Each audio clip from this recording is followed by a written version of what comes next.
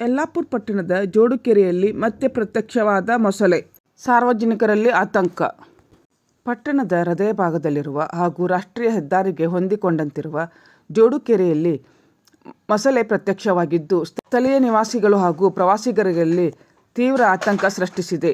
ಕಳೆದ ಡಿಸೆಂಬರ್ನಲ್ಲಿ ಕಾಣಿಸಿಕೊಂಡಿದ್ದ ಮೊಸಳೆ 2-3 ತಿಂಗಳ ಬಿಡುವಿನ ನಂತರ ಮತ್ತೆ ದರ್ಶನ ನೀಡಿದೆ. ಮೊಸಳೆಯಿಂದ ಎದುರಾಗಬಹುದಾದ ಅಪಾಯವನ್ನು ಮನಗಂಡ ಅರಣ್ಯ ಇಲಾಖೆ ಈಗಾಗಲೇ ಅದನ್ನು ಸೆರೆ ಹಿಡಿಯಲು ಬೋನು ಇರಿಸಿದೆ. ಆದರೆ ಮೊಸಳೆ ಮಾತ್ರ ಈವರೆಗೂ ಬಲೆಗೆ ಬಿದ್ದಿಲ್ಲ.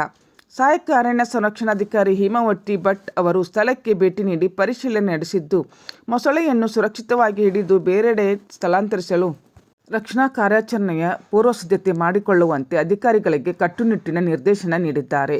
ಮೊಸಳೆಯು ಕೆರೆಯಿಂದ ಹೊರಬಂದು ದಡದಲ್ಲಿ ಹರಿದಾಡಿ ಮತ್ತೆ ನೀರಿಗೆ ಇಳಿಯುವ ದೃಶ್ಯವನ್ನು ಸಾರ್ವಜನಿಕರೊಬ್ಬರು ಮೊಬೈಲ್ನಲ್ಲಿ ಸೆರೆ ಹಿಡಿದು ಸಾಮಾಜಿಕ ಜಾಲತಾಣಗಳಲ್ಲಿ ಹರಿಬಿಟ್ಟಿದ್ದಾರೆ. ಈ ಕೆರೆಯ ಆಸುಪಾಸಿನಲ್ಲೇ ತಾಲೂಕು ಆಸ್ಪತ್ರೆ, ಪ್ರೌಢಶಾಲೆ ಹಾಗೂ ಮಾರುತಿ ದೇವಸ್ಥಾನವೂ ಇದೆ. ಅಲ್ಲದೆ ಬೆಳಗಿನ ಹಾಗೂ ಸಂಜೆ ಅವಧಿಯಲ್ಲಿ ಜನರು ವಾಯುವಿಹಾರಕ್ಕಾಗಿ ಕೆರೆಯ ದಂಡೆಗೆ ಬರುತ್ತಾರೆ.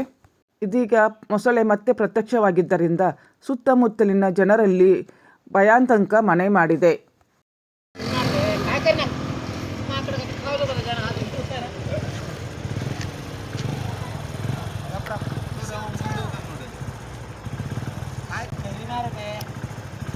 ಯಲ್ಲಾಪುರದಲ್ಲಿ ಜೋಡುಕೆರೆ ಹತ್ರ ಮೊಸಳೆ ಬಂದಿದೆ. ಮೊಸಳೆ